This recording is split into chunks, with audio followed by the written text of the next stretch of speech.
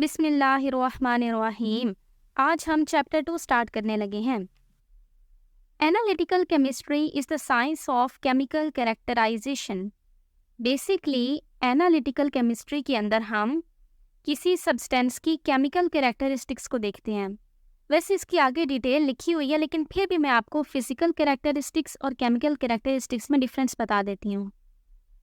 Physical के अंदर हम किसी कंपाउंड को ऊपर ऊपर से देखते होते हैं कि उसकी शेप कैसी है, साइज, उसका वज़न, वो किस टेम्परेचर पे मेल्ट हो रहा है, किस टेम्परेचर पे बॉयल हो रहा है। और केमिकल कैरेक्टरिस्टिक्स जो हम किसी कंपाउंड को अगर अंदर से देखें तो हमें पता चलें, जैसे कि उस कंपाउंड के अंदर कौन कौन से एटम मौजूद हैं और उनकी कितनी अमाउंट मौजूद है और वो किस तरह से रिएक्शन कर सकते हैं किसी और के साथ।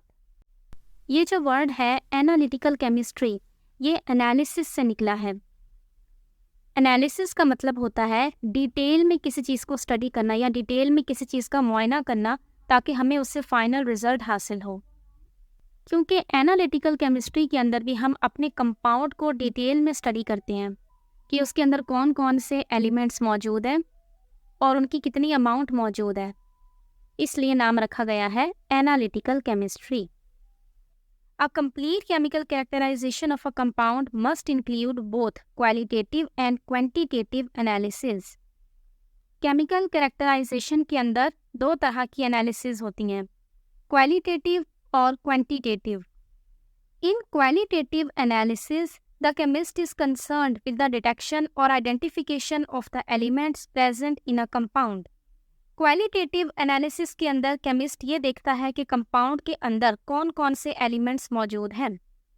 जैसे कंपाउंड है मेरे पास ग्लूकोज, तो इसकी क्वालिटेटिव एनालिसिस के अंदर हम ये देखेंगे इसके अंदर कौन कौन से एलिमेंट हैं कि इसके अंदर कार्बन, हाइड्रोजन और ऑक्सीजन, ये 3 तरह के एलिमेंट्स मौजूद हैं।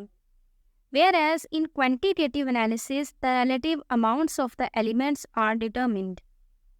और क्वांटिटेटिव एनालिसिस के अंदर हम उन एलिमेंट्स की अमाउंट को डिटर्मिन करते हैं कि वो कितनी मिकदार में मौजूद है उस कंपाउंड के अंदर। A complete quantitative determination generally consists of 4 major steps. Quantitative analysis के 4 स्टेप्स होते हैं। सबसे पहला, obtaining a sample for analysis. हमने किस सैंपल की एनालिसिस करनी है, सबसे पहले हम अपना सैंपल ले लेंगे। Number 2, separation of the desired constituent. उस सैंपल में से किस एलिमेंट की हम अमाउंट फाइंड करना चाहते हैं, हम उसको सेपरेट कर लेंगे। Third, measurement and calculation of results. फिर हम मेजरमेंट के ज़रिए पता लगाएंगे कि वो एलिमेंट कितना मौजूद है और फिर कैलकुलेशंस करेंगे ताकि हमें फाइनल रिजल्ट मिल जाए। Fourth, drawing conclusion from the analysis, कि जो हमने एनालिसिस की है उससे हम एक फाइनल रिजल्ट निकालेंगे। In this chapter, we will restrict ourselves to only important techniques of separation. इन चारों स्टेप्स में से इस चैप्टर के अंदर हम सिर्फ सेकंड स्टेप, यानी कि एक सैंपल में से हम एलिमेंट को कैसे सेपरेट कर सकते हैं, सिर्फ उसको स्टडी करेंगे। इस चैप्टर के अंदर आप बहुत सारी सेपरेशन टेक्निक्स को देखेंगे, जैसे कि filtration, chromatography, sublimation, solvent extraction. In separation techniques को अब हम अगली वीडियोस में कवर करेंगे। अस्सलामु अलैकुम।